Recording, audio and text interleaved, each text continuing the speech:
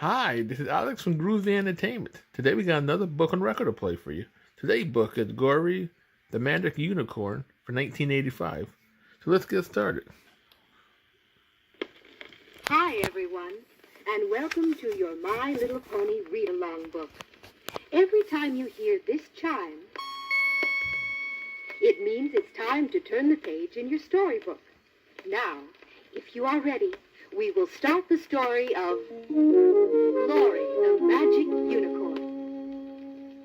Don't forget to turn the page every time you hear the chime. All right, now, get ready to begin our adventure. Have you ever felt sad for no particular reason? Sometimes, even on the nicest of days, it's possible to feel blue. Glory the Unicorn was having a day just like that. Early that morning, she had wandered off from her friends, and as she walked along alone, she thought to herself, sometimes it's just no fun being a magical creature in a real world. In fact, it even gets a little lonely.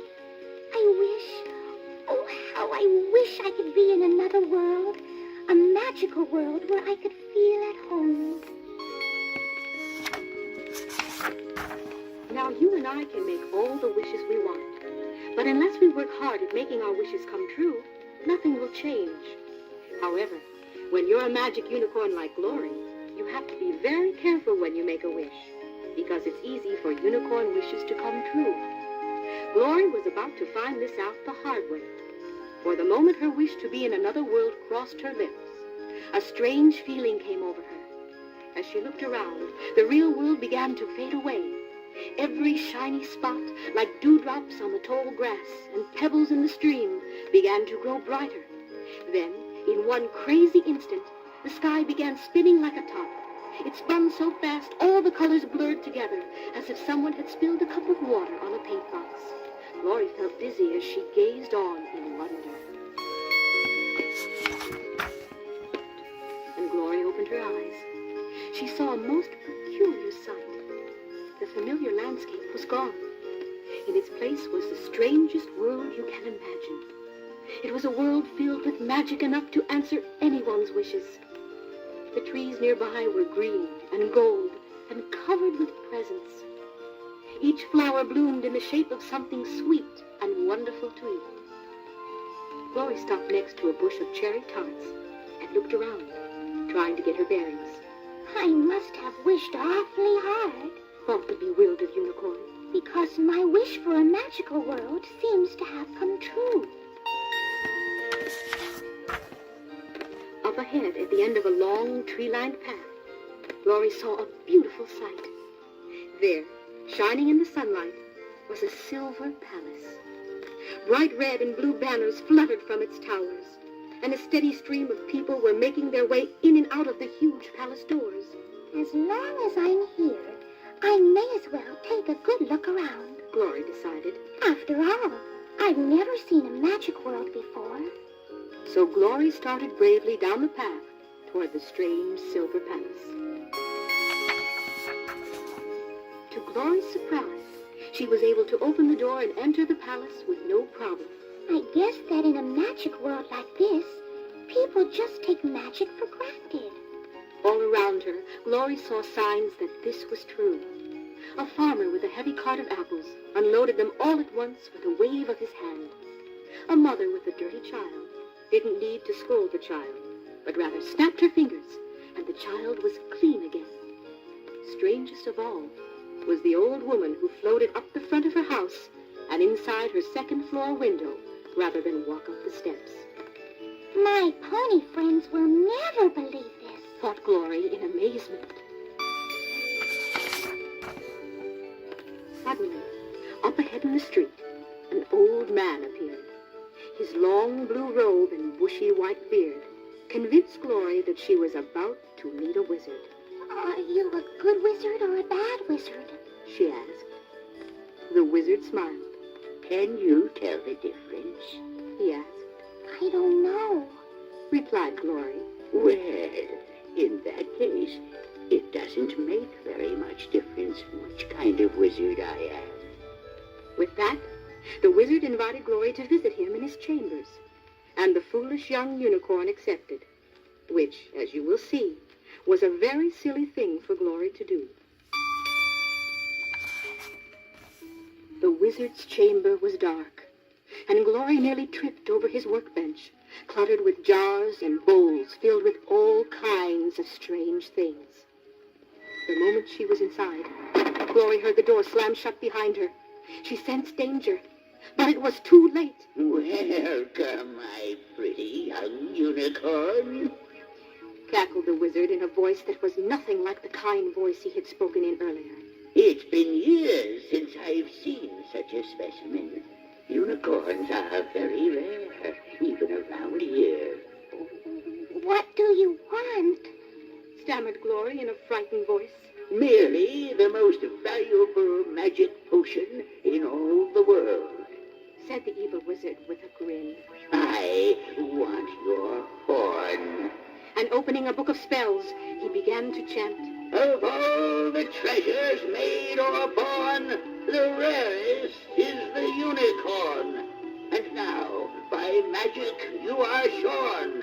Behold, I now possess your horn. Glory tried to sound braver than she was feeling at the moment. I'll bet your stupid spell didn't work on me, mean wizard. She cried. Look in the mirror and see for yourself. Glory ran to the mirror, and what she saw brought tears to her eyes. Sure enough, her beautiful horn was gone.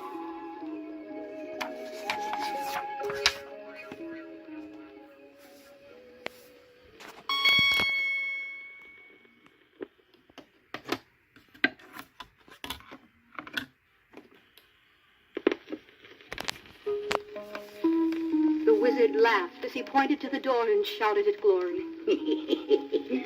I've got what I wanted. Now be gone. Tearfully, Glory left the wizard's chamber and wandered through the long halls of the palace, sad and alone. I thought it was bad to be magical in an ordinary world, but to be ordinary in a magical world is even worse. As she rounded a corner, Glory saw someone who looked even sadder than she did. There, by a palace window, sat a young boy gazing out at the bright world beyond. Glory walked up beside him and nuzzled his shoulder. What's wrong? She asked. I thought I was sad. You look even sadder. Seeing a friendly face, the young boy told Glory his story. My name is Prince Rudolph, and this is my father's castle. Although I am very young, I have already discovered that it's not easy being different from others. Because my father is king, I cannot play with other boys. And people tell me only what they think I wish to hear, and not the truth.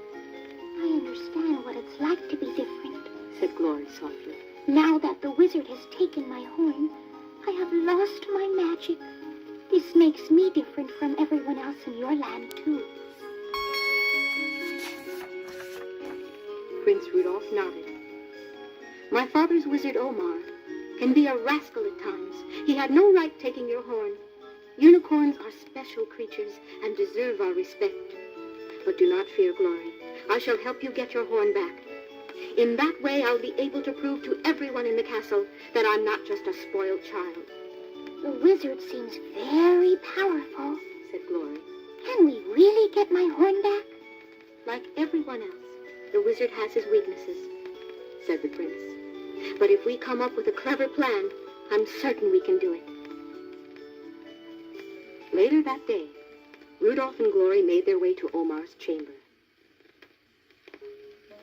You wait outside until I call your name, whispered the young prince to the unicorn as he turned the handle on the big wooden door and walked inside. Omar rose from his workbench and bowed to the prince. I am honored, my prince, he said. What brings you to this humble servant's chambers? Rudolph was very clever. He had a story ready to fool the old wizard. As you know, Omar, he began, as prince I have everything I want, but there is one thing I'd like that even my father's power cannot bring to me. And what is that, child? Why, the moon, of course. I see it every night outside my window, but I cannot reach it. Use your magic, old wizard, and get the moon for me, or my father will be greatly displeased. Well, say. That is no small task. But for a wizard as great and as powerful as you, Omar, even the moon must be in your reach, I am sure. Please, great wizard, do this small thing for me. Small thing indeed, Grumbled Omar. Then aloud he replied, I shall have to fly about for a while and think about this. I do my best thinking while I am flying. Glory, Glory, come quickly, called Rudolph as soon as the wizard had flown out the window. We haven't a moment to waste.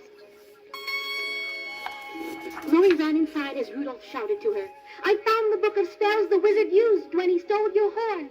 Let me try this one. Spirits of darkness, spirits of light, you who were bid by the wizard's songs, do what is good, do what is right. Place the horn of the unicorn where it belongs. In the twinkling of an eye, Glory's beautiful white horn reappeared on her forehead.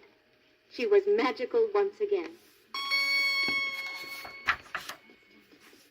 By the time the wizard returned to his room, Glory and Rudolph were already outside the palace on a nearby hilltop. How can I ever thank you for all your help, Rudolph?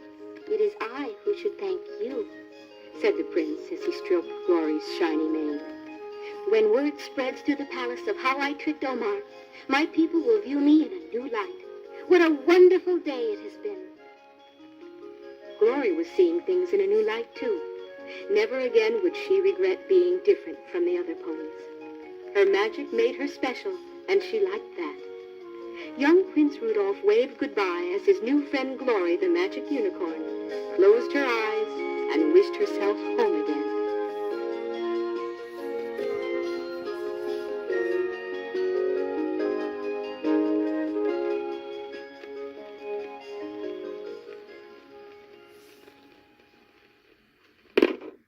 So that was My Little Pony, Gory the Magic Unicorn for 1985. So please like, subscribe, share, and comment, and have a groovy day.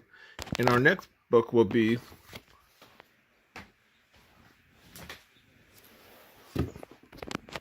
The Story of the Goonies.